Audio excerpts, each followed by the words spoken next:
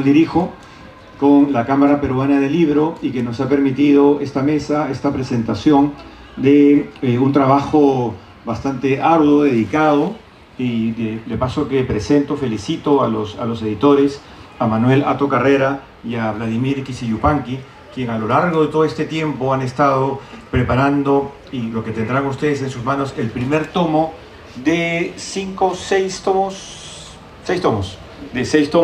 que iremos publicando oportunamente. Este trabajo, este libro, está y estará en manos de ustedes también gracias al apoyo de Alberto Benavides, de la Biblioteca Abraham Valdelomar, quien auspició la investigación. Y también cabe mencionar que tanto los investigadores, compiladores, Manuel Ato Carrera, Vladimir Kisiyupanqui, forman parte del grupo de investigación de estudios asiáticos en el Perú, José León Herrera, grupo de estudios que es coordinado por el doctor Rafael Sánchez Concha, quien también nos acompaña en esta mesa. Vamos a iniciar prontamente, seguramente ya llegará pronto el señor Alberto Benavides, y quisiera iniciar dando la palabra. Iremos, creo mejor en este orden, estimados, hasta llegar a Manuel, y al final esperamos contar con el tiempo para nos pueda ofrecer unas breves palabras Martín León Geyer, en nombre de la familia León Herrera. Dejo la palabra a mi querido colega Rafael Sánchez Concha, y muchas gracias a todos ustedes por estar aquí. Muy buenas noches, ¿me escuchan? Bueno, muy buenas noches, prometo ser breve. Bueno,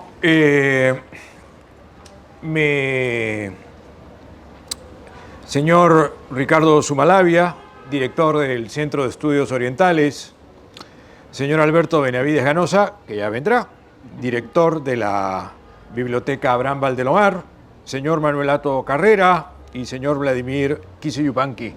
Muy buenas noches. A nombre del grupo de investigación que lleva justamente el insigne nombre de José León Herrera y que me toca dirigir, quisiera decir algunas palabras breves sobre el traductor del antiguo texto que hoy se presenta. José León Herrera fue un peruano importante y un tesoro nacional.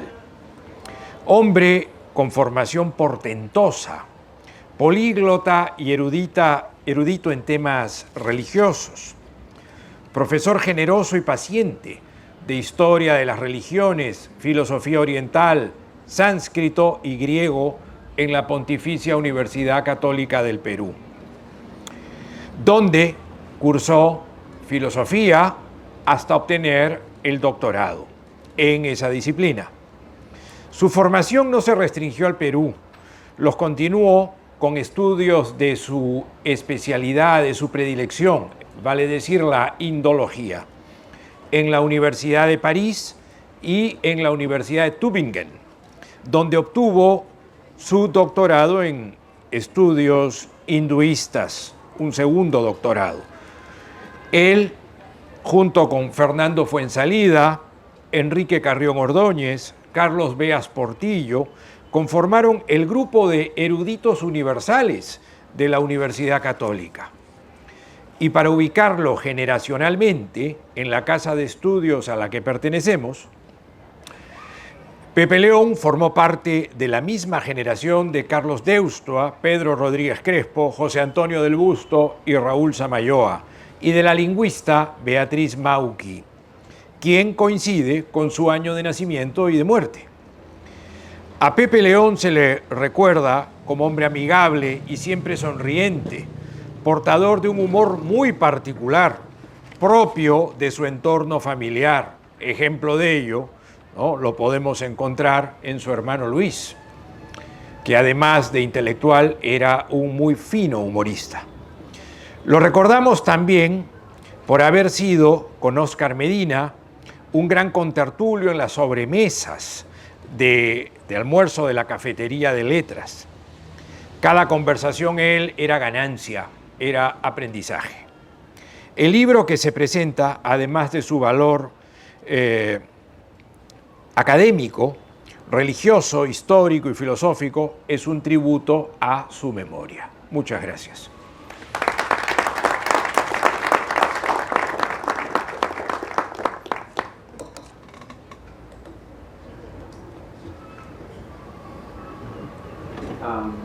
Buenas noches a todos y a todas.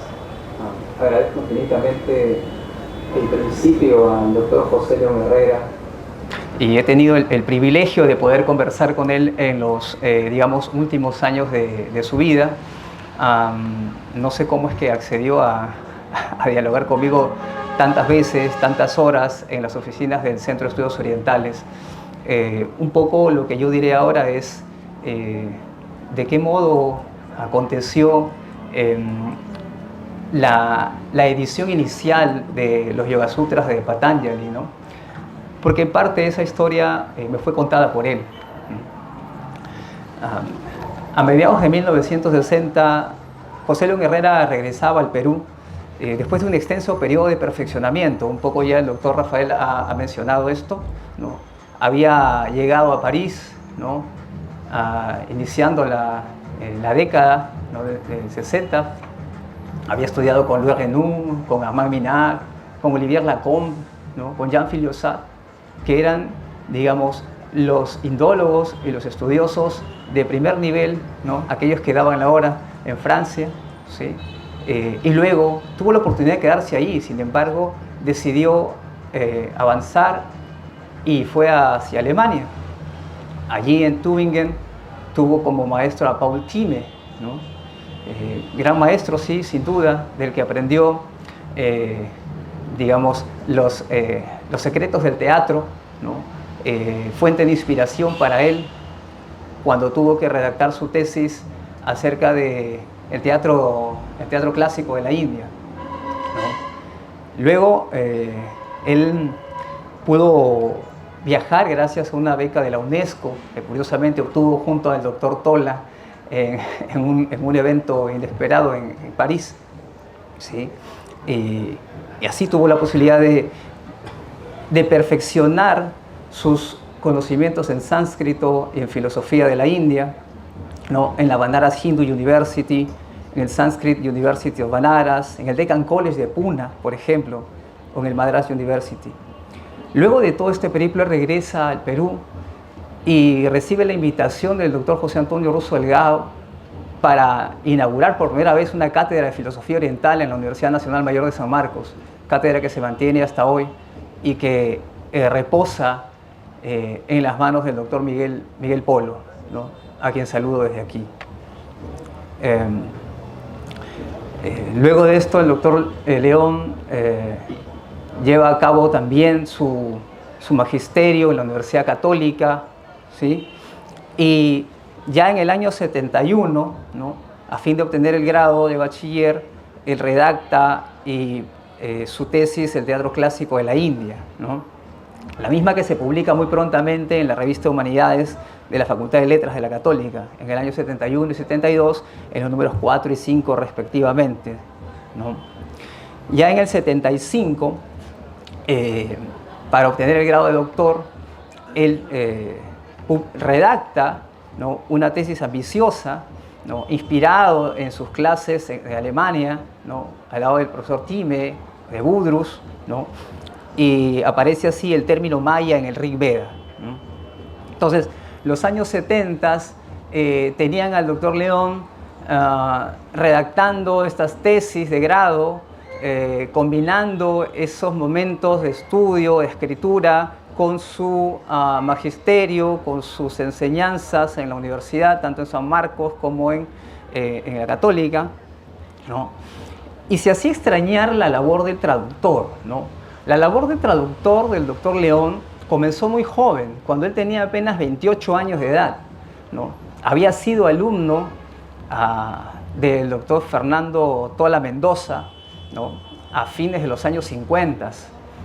Y bajo la enseñanza del doctor Tola, él logró traducir, y creo yo por primera vez en el Perú, dos Upanishads, ¿no? La primera es la Kena Upanishad y la otra es la Katha Upanishad, del año 58 y 59 del siglo pasado, ¿no? Son traducciones con las que nosotros trabajamos hasta ahora, ¿no? Que tienen un valor fundamental en la formación de todo aquel que incursiona en la filosofía de la India, ¿no? Y sobre todo, especialmente en cuanto a las Upanishads se refiere, ¿no? En su aspecto filosófico, ¿no? Se hacía extrañar entonces esa labor de traductor y, bueno, coincidentemente aparece en el horizonte, ¿no?, el doctor Ignacio Prado Pastor, ¿no?, quien por su genuina vocación, su genuino interés, ¿no?, por rescatar textos de filosofía antigua, del pensamiento antiguo, pero de carácter oriental, se da a la labor de primer editor, ¿no? Y en ese contexto es que el doctor León inicia su traducción de los Yoga Sutras de Patanjali, ¿no? Un texto complejo, ¿no?, pero que contaba ya desde ese momento con todo el interés y el respaldo de su primer editor, a quien también saludo desde acá por la labor inicial que llevó a cabo, que nos permitió ese primer volumen, ¿no?, de vital importancia, ¿no?, en el contexto de los estudios de indología en nuestro país, ¿sí? La labor finísima de traductor, la preocupación del doctor León por entregar un producto, digamos, de altísimo nivel como él estaba acostumbrado, lo llevó a optar por una nueva beca para lograr reunir una serie de elementos que luego Manuel y yo hemos encontrado en la biblioteca, ¿de verdad?, ¿no? Muchos elementos traídos de Alemania, ¿no? Bibliografía de esa, digamos, bibliografía fresca, ¿no? Para ese momento, estamos hablando del año 76, que él va para allá, ¿no?, y lleva una estancia ahí, digamos, de algunos meses, ¿no?, entre mayo y junio, ¿no?, está por allá, perdón, entre enero y abril de 76 está por allá, sí, ¿no? Entonces, con todo eso, el doctor León regresa a Lima, ¿no?, y culmina la redacción de los Yoga Sutras de Patanjali. Hemos tenido la oportunidad, además, con Manuel, de revisar los manuscritos, de revisar las pruebas de imprenta. Son unos rollos largos ya de aquel momento, ¿sí?, y están revisados por él mismo, ¿no?, sutra por sutra, comentario tras comentario, y esto está así como envuelto en papiro, ¿sabes? ¿Ya? Así está, y es casi intocable. Y de allí es que ya esto pasó al mecanografiado, que también hemos revisado, digamos, pacientemente, para respetar en todo sentido la voluntad del traductor. Digamos, para honrar precisamente todo ese trabajo, toda esa formación que él tuvo, ¿no?, todo ese empeño por llevar a cabo una labor que, de verdad, cuando yo conversaba con él me decía, pero no es nada, hijo, esto no es absolutamente nada. Eso es lo que me decía siempre, ¿no? Y a mí me dejaba sorprendido. La enorme humildad que tenía el maestro León Herrera cuando enseñaba, cuando conversaba, cuando comentaba, ¿no? En realidad era magnífico. Yo no tengo más que palabras de agradecimiento para él, para la familia León Herrera Geyer, para Martín, para Andrés, para la señora Ute, que nos ha adoptado durante estos poco más de 2 años allí en Vista Alegre, y que de verdad hace honor al nombre, ¿no?, porque es un mirar feliz, es un mirar festivo, ¿no? Disculpen la digresión, pero recuerdo muy bien que cuando yo hablaba con ella, y hablaba casi todo el tiempo, cuando llegaba allá me decía, bueno, ya estás listo, ahora vas a trabajar, me decía, ¿no? No, le digo, yo vengo en realidad aquí a divertirme, ¿no? Trabajos que tengo son otros, ¿no? Esos son trabajos. Aquí cuando yo vengo a divertirme y la paso muy bien. Y eran horas de horas leyendo textos extraños, muy antiguos, revisando el sinnúmero de notas que el doctor León había dejado, incluso hasta escondidas, extraviadas, olvidadas, ¿no? Entonces, eso. No quiero extenderme más, hay mucho por decir. Les agradezco un montón haberme escuchado. Gracias. El infinito apoyo que hemos recibido de dos instituciones muy importantes, la Biblioteca Abraham Valdelomar, donde el apoyo de Alberto Benavides ha sido fundamental para la investigación que ha demandado este trabajo, y naturalmente el Centro de Estudios Orientales y el equipo, el grupo de investigación José León Herrera, con Ricardo Sumalavia, el profesor Rafael Sánchez Concha, cuyo apoyo para coordinar con el Fondo Editorial de la PUC ha sido también indispensable. De manera que la gratitud inmensa por este primer hito. Como bien señalaba Ricardo, esperamos poder continuar anualmente con publicar la obra fundamental de José León Herrera. La obra indológica, mayormente, el maestro León Herrera se especializó fundamentalmente en filosofía, literatura, religiones, cultura de la India, pero también esperamos poder rescatar algunos textos inéditos como conferencias sobre otras culturas asiáticas que solamente quienes hemos podido asistir a ellas hemos podido conocer, pero que nos gustaría que sean parte de esta colección también. Digamos algo sobre el presente volumen. El presente volumen nos instala en una tradición filosófica muy importante de la antigua India, la filosofía del yoga, y este libro es el pilar de esa tradición. Estamos hablando de un texto aproximadamente ubicado en el siglo III o IV de nuestra era. Con la India siempre hay que ir con cuidado respecto de la periodicidad y la autoría incluso a veces de las obras antiguas. Y entonces nos sitúa además hoy en día en un contexto de auge de los estudios académicos sobre el yoga a nivel internacional. No solamente la práctica del yoga es un fenómeno mundial que el profesor León ciertamente tuvo ocasión de ver desarrollarse entre el tiempo que se publica la primera edición en el 77 y los últimos años, sino que los estudios académicos sobre el yoga encuentran hoy en día un auge en distintas universidades importantes a nivel internacional. Y a partir de esos estudios tenemos hoy en día un conocimiento más completo de la historia del yoga en su conjunto. El libro que tenemos entre manos hoy en día es una bisagra en esa larga historia que nos permite entender la dimensión filosófica de el yoga como lo conocemos hoy en día, como una práctica psicofísica, quizás orientada a ideales de salud, de bienestar, de belleza, pero que tiene en sus raíces una concepción de la realidad bastante profunda. Si bien la historia del yoga en la antigua India se remonta a tranquilamente 4.000 años atrás, y de manera posterior en los textos de las Upanishads aparece por primera vez el concepto de yoga alrededor del 600-700 antes de nuestra era, es recién con la obra de Patanjali que tenemos un desarrollo completo de la filosofía del yoga como sistema.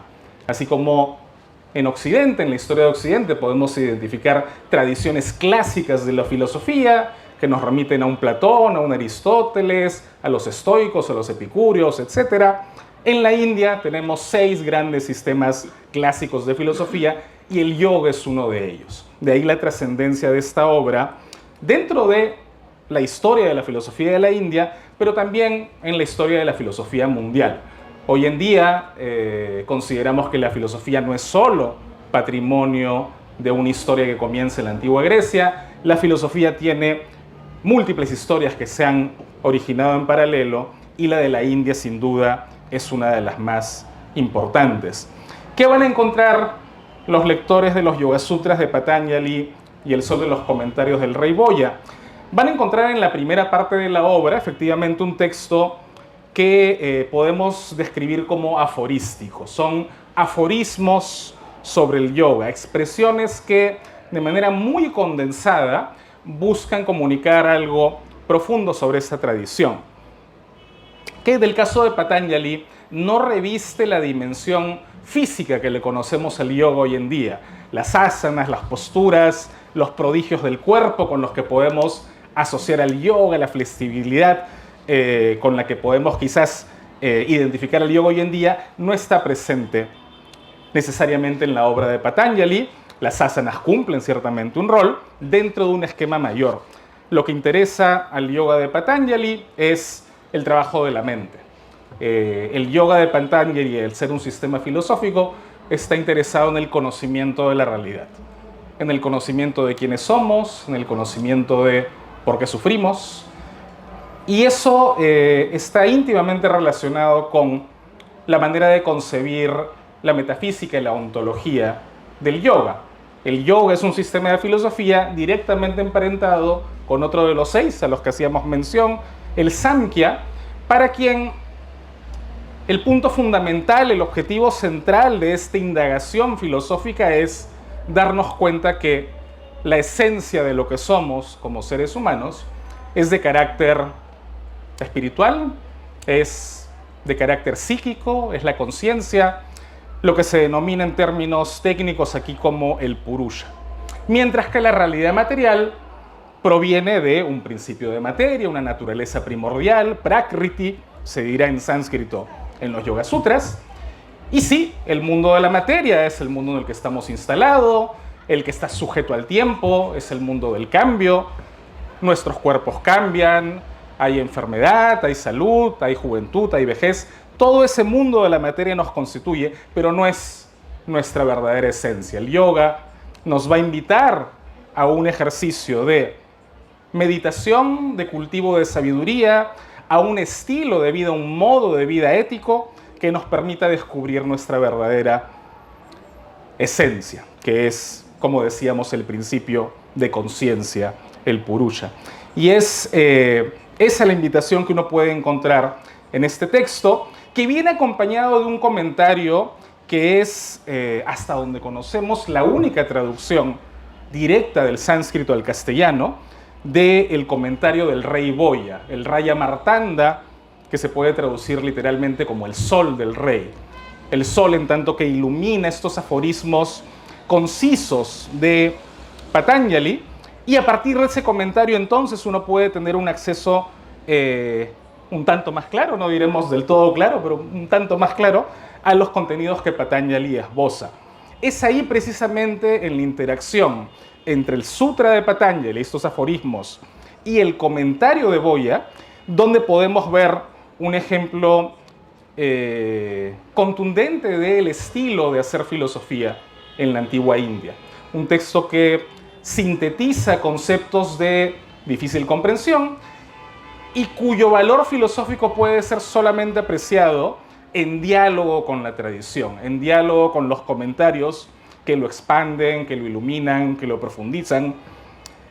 Y ese es el valor enorme que podemos encontrar en este libro, porque como les mencionaba, es una traducción que no aparece en nuestra lengua hasta el día de hoy. Ciertamente los Yoga Sutras son un texto muy popular, pero este comentario en particular, que además los especialistas señalan, es el comentario no solamente de un famoso rey del siglo X de nuestra era, sino también un practicante del yoga, es un comentario erudito de quien conoce a profundidad el tema, pero que también tiene un conocimiento práctico del yoga, ¿no?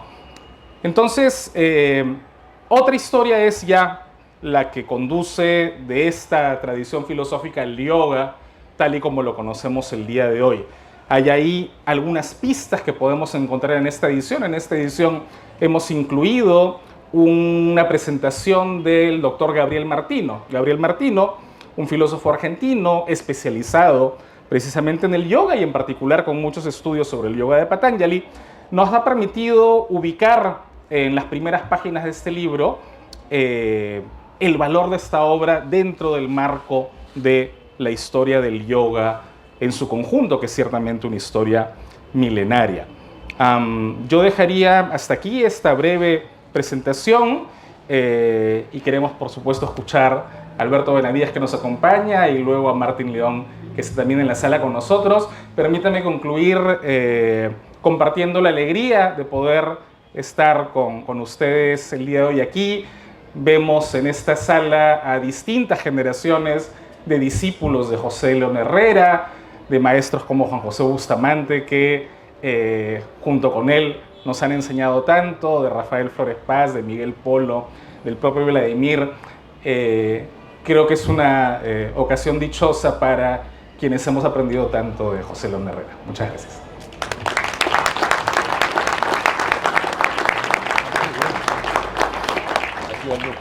Sí. Fui alumno de Pepe León y guardo por él una gratitud muy especial. Pepe, puedo decir que fue además mi amigo. Me visitó en Samaca con su familia, con Ute, alguna vez. Y bueno, era muy gracioso, ¿no? Porque de una época en la que había zancudos, ¿no? Entonces, te mandan saludos los zancudos y abrazos los gallinazos, ¿no? Y me repetía esto, lo recuerdo, por supuesto, con muchísimo cariño. Yo quiero decir que, primero que nada, que hay que agradecerles a Manuel Hato Carrera y a Vladimir Quisiyupanqui por el trabajo que han hecho, que es un trabajo de hormiga, ¿no? De hurgar en la biblioteca de Pepe para ver qué papelitos había, y esto es cosa que no se puede hacer sin cariño, ¿no? Y esto es importante. Y bueno, me alegra que la Biblioteca Abraham Valdelomar haya contribuido a eso, y es una de las funciones, creo, que debe tener una biblioteca, ¿no? Rescatar textos importantes, ¿no? Ahora, este texto fue publicado antes por Nacho Prado, y yo quiero también hacerle un homenaje a Nacho, porque, bueno, fue compañero mío en filosofía en la Católica, asistíamos a las mismas clases muchas veces, y lo cierto es que es un hombre que ha hecho mucho por la cultura del Perú, ¿no? Editó muchas cosas, entre ellas la Crónica de Calancha, ¿no? Que es un texto importante para quienes queremos conocer el Perú, cosa que no ocurre con la mayor parte de los peruanos, ¿no? Que no les interesa mucho conocer el Perú. Pero las crónicas, ¿no? Las crónicas, que sobre todo el Inca Garcilaso, pues el príncipe de los cronistas. Pero en fin, no ese es el tema ahora, ¿no? Disculpen que... yo quiero señalar que Nacho Prado es un hombre que ha hecho algo por la cultura del Perú, cosa que no ha hecho casi nadie de la clase alta peruana, y bueno, eso lo honra, y en fin, quiero manifestarlo, ¿no? Con toda fuerza. Luego, agradecerle a la Universidad Católica el que se haya lanzado a esto, porque significa que va a tener que publicar todos los demás tomos de Pepe, que son por lo menos 6, ¿no? Y eso es nada más que de justicia, ¿no? Porque Pepe fue profesor en esa universidad, Pepe fue, y además, un profesor maravilloso, ¿no? Y una persona magnífica. Y que la Católica haya asumido eso me parece correcto, y sin embargo también se lo agradezco, ¿no? Porque podrían haber quitado el cuerpo, ¿no? Y, en fin. Y bueno, ¿qué diré de Ute y de sus hijos, que son mis amigos? Me encanta pues que hayamos llegado a esto, ¿no? Mi presentación aquí fue demasiado escueta, me agarraron uno de esos días en los que no me salen las palabras, ¿no? Pero yo decía, fui discípulo de Pepe León, admiré su sabiduría más que académica, su humor, su sonrisa siempre amable, en fin, y antes comienzo con un textito que es de Pepe y que es maravilloso, ¿no? Dice, intente ser inteligente, no lo logrará, pero intente, ¿no? Eso yo se lo oí a Pepe decirlo y me pareció maravilloso, ¿no? Intente ser inteligente, no lo va a lograr, pero intente, ¿no? Por lo menos haga un esfuerzo, ¿no? En fin, yo creo que es linda cosa, ¿no? Ahora me honra haber contribuido a la edición de la obra que nos dejó para intentar hacernos inteligentes. Te extrañamos, Pepe. Y esa fue mi escuetísima presentación. Muchas gracias.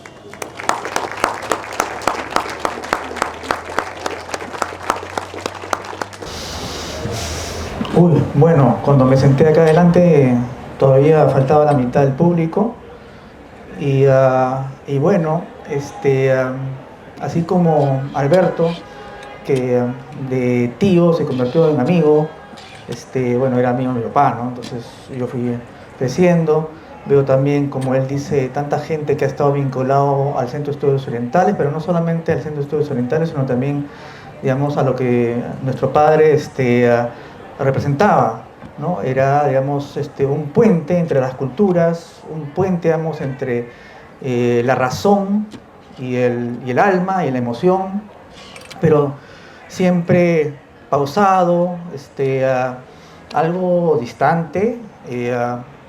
Yo, no sé si Andrés, pero digamos, yo sí lo he visto colérico, pero yo era muy chiquito y bastante salvaje, y lo puedo entender, pero ha sido muy pocas veces que lo he visto de verdad, o sea, más así iracundo, ¿no? Entonces, nunca ha sido indignado, también odiaba, o no lo odiaba, sino nunca lo entendió, ¿no? Ricardo, eso de publish and perish, y felizmente encontró en la Católica ese nicho donde se podía dar el lujo de hacerlo, digamos, ¿no?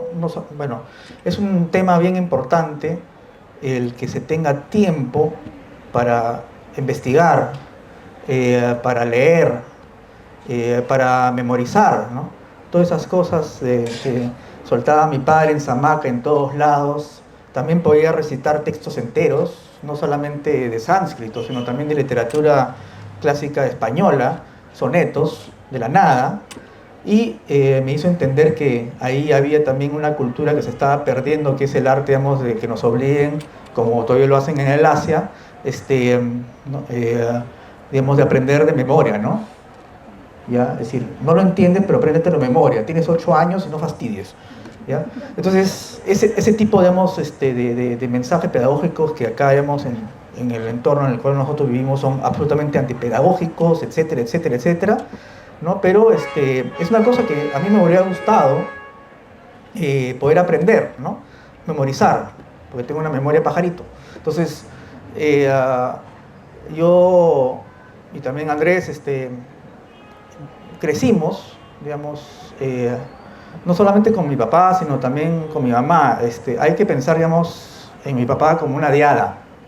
Mi papá no habría sido lo que es con mi mamá y al revés también. Estuvieron juntos mucho tiempo.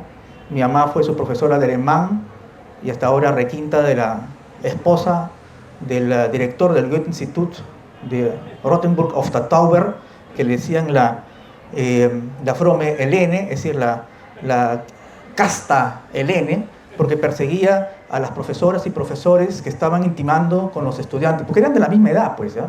Entonces, y bueno, mi mamá iba a hacer carrera en el Goethe-Institut, pero conoció a mi papá, y mi papá, para que no se traume con el Perú, primero la llevó a la India, ¿no? Y bueno, de ahí se fueron interesando, viajaron mucho, no solamente al Japón o la India, sino también dentro del Perú.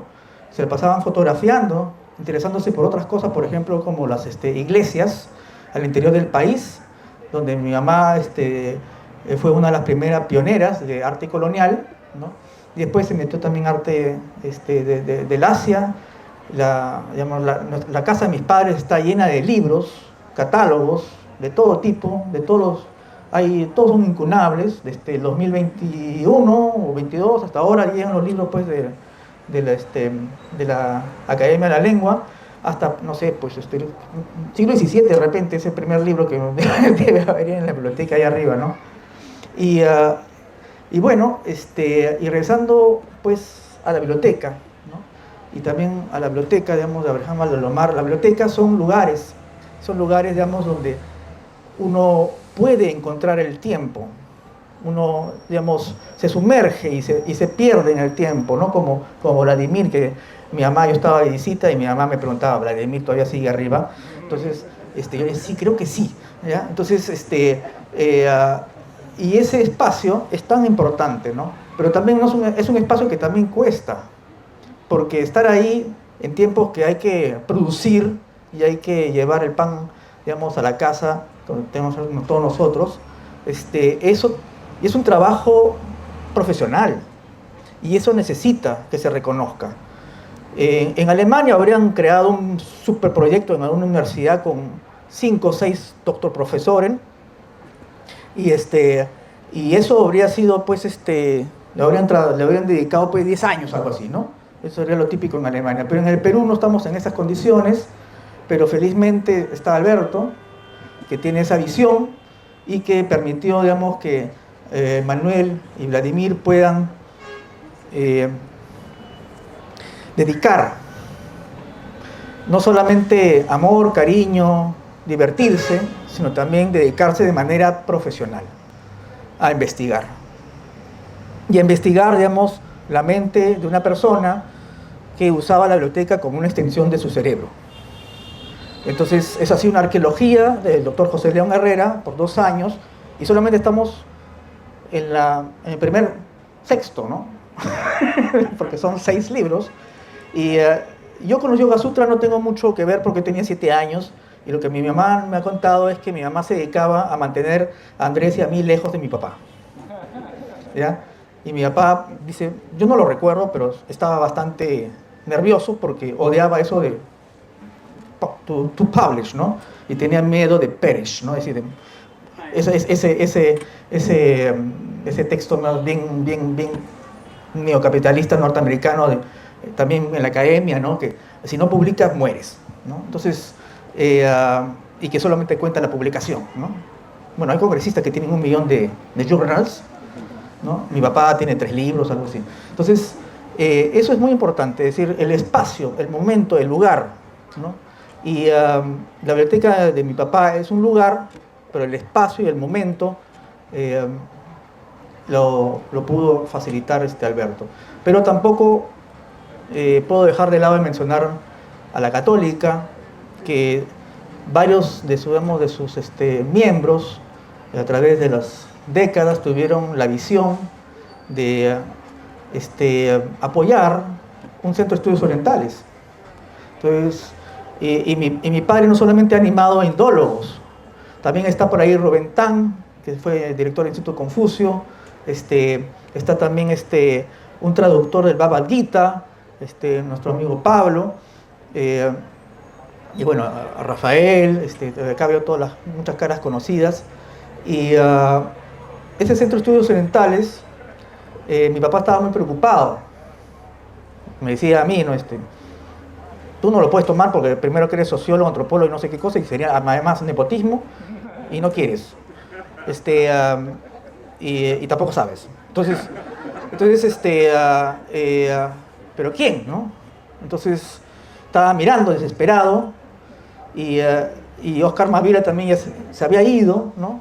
Había fallecido, era, digamos, su diada ahí en la Católica. Oscar Mavila, que también era central en el centro oriental, era como el peleador, el policía malo, y mi papá era el policía bueno. Entonces había ese vacío, esa preocupación, y entonces fue que mi papá encontró, sin que lo sepa, a Ricardo. Entonces, Ricardo, que es literato, que es escritor, pero también es experto en coreanística, y un, digamos, muy sabio y hábil y gerencial, eso es muy importante, digamos, una persona que saca las cosas para adelante. Le ha dado un impulso al Centro de Estudios Orientales, que ya podemos hablar de un Centro de Estudios Orientales 2.0, ¿no? Que mantiene lo clásico y se abre hacia lo contemporáneo, a los temas que a mí me interesaban, como los anime y esas cosas, y el kawaii, ya, ¿no? Y ahí está, digamos, el Centro de Estudios Orientales creciendo, también internacionalmente, ¿no?